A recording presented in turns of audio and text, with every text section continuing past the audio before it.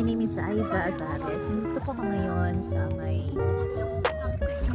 Carlagan, Polillo, Quezon.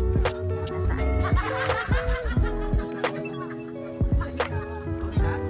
Habang pinapakita ko nga sa inyo itong napakagandang view dito sa may barangay Carlagan, isang remote island, Bordeos Island. Remote siya na island sa Quezon. Ayan, habang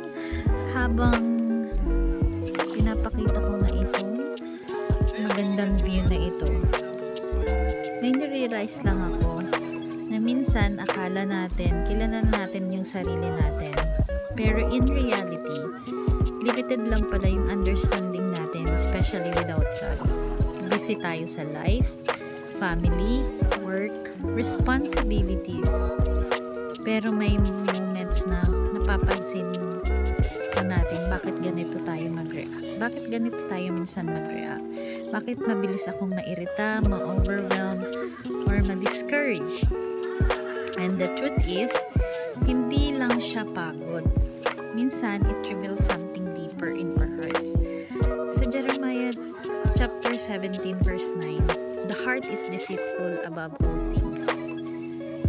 Ibig sabihin, hindi natin pwedeng i-trust lang yung sarili nating feelings or understanding.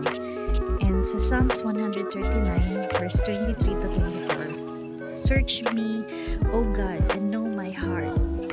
That's where true self-awareness begins. Not by looking inward alone, but by asking God to reveal what is true. Sa biblical understanding po, we acknowledge na tayo ay sinful by nature. Kaya yung reactions natin, anger, pride, patience, hindi lang random. They come from a heart that needs grace. But the good news is, hindi tayo iniiwan ng Diyos doon. Through Christ, we are not only forgiven, but also being changed.